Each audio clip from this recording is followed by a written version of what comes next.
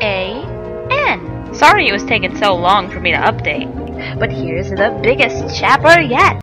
It's my life. Chapter 8. Time for adventure! The time machine squirted me out into the past, and I looked around. I could see a girl in a jumpsuit like me doing tests, but she was much less hot and pretty, so it must have been past Chell. Oh, Gergs! I yelled and sad. Chell didn't do test because she was booty quaking, so I must have gone too far back to Portal 1.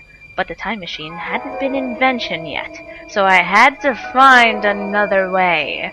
You all were not part of this test. Prepare to die, GLaDOS said at me, but I still had my portal gun and powers. I charged my powers into the portal gun, which made it glow and electric stuff round it. I fried it at the portal. Wasn't a normal portal, but a black hole. Chell wasn't brain damaged yet, so she was smart and got away. Boo the GLaDOS camera wasn't lucky and got sucked in. I lolled and dead GLaDOS camera and went to find something that could make me future. I saw some robots doing tests in different rooms, and they looked kinda familiar. Hi, my name is Atlas, and this is P-Boy. He changes his name to Peabody later. That's why he's P-Boy in the first few chapters. P-Doy waved nice at me, and I realized there must be a prototype Atlas and Peabody from before they were jerks. My name is Marissa Roberts, and I'm looking for a time machine to get me back for the future, lol. Atlas and P-Boy didn't understand because this was the past, and Back to the Future wasn't invented yet. GLaDS didn't make a time machine yet, but you can sleep in a relax hotel for some years or something, P-Boy said, and I went there. Little did I know, I had accidentally left some drugs and beer from Wheatley Body in the room, and Atlas and P-Boy saw them and smoked them and became jerks. Using a portal, I got to Relax Hotel in no time. There was a lot of sleeping guys and a robot ball looking at them. My heart dropped in happy. Wheatley! I screamed and ran toward him. Wheatley looked at me and said, "Bloody hell, you're the most beautiful girl I ever can see." This must have been when Wheatley and I first met. "OMG, how do you know my name and who are you?" he asked too. "I'm Marissa, and I know your name because I guessed lucky?" I didn't want to let Wheatley know I was from the future, or I'd mess up the time stream. "Do you know how I can get to the future?" Wheatley thought on my question. "Sorry, I can think because you're so hot and pretty, I get distracted." I lolled at the compliment and gave him a kiss. "I am in love with you!" And I smelled of him. "Wheatley, you're such a charmer. I love you too." Wheatley o-mouthed, and we started to mac out. And you pervs out there, I'm not writing what happened next. Equals P.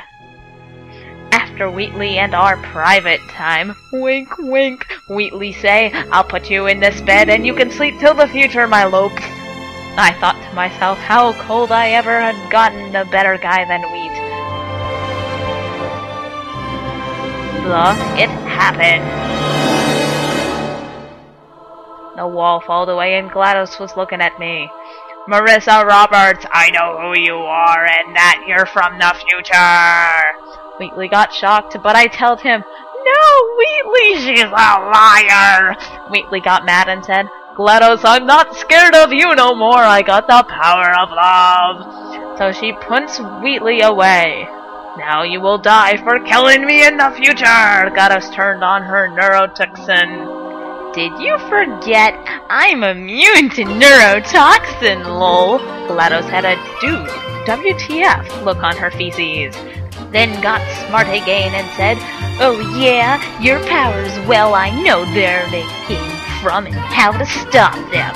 Then something happened. I got all glowy and electric. My powers were stronger than ever. "No, impossible!" GLaDOS scramped, and I said, "Die, be asterisk, asterisk, asterisk, asterisk, exclamation mark," and shot at my powers, but it wasn't right power. Instead, a no black hole opened and I was sucked. "Lol, you are died!" GLaDOS boated and started doing more tests on Chell. Then the black hole got all black and Sid, and I blacked out. When I awaked, I was in a crass room, and there was students everywhere with WTF looks on their feces. A guy got up, and he looked really familiar, like I seen him before.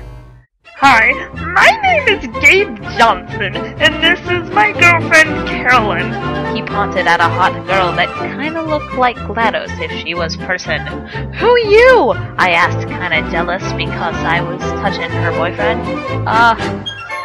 I'm Marissa Roberts. I'm a new exchange student. I was totally wired out because I didn't know where I was. Then it clacked. Gabe Johnson? Carline? I'm more deeper in Tim to Portal High School. My house blowed up. Could I stay with one of you? And Carlin said, okay, we can be like sisters.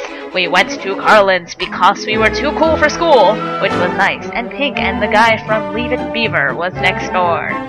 Welcome to my commode, Caroline yelled with pride at her room.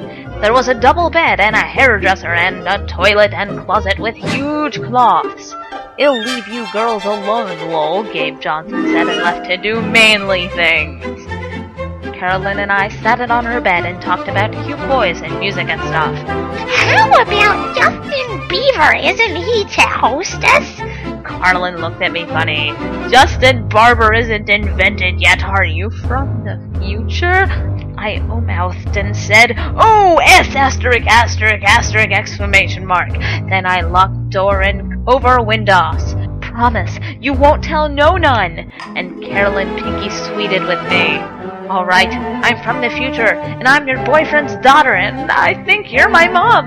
Carolyn O-mouthed, I thought from the revelation, but then I looked and saw she O-mouthed because someone jumped out and... To be continued! Who's jumped out? Find out in the next chapter of It's My Life.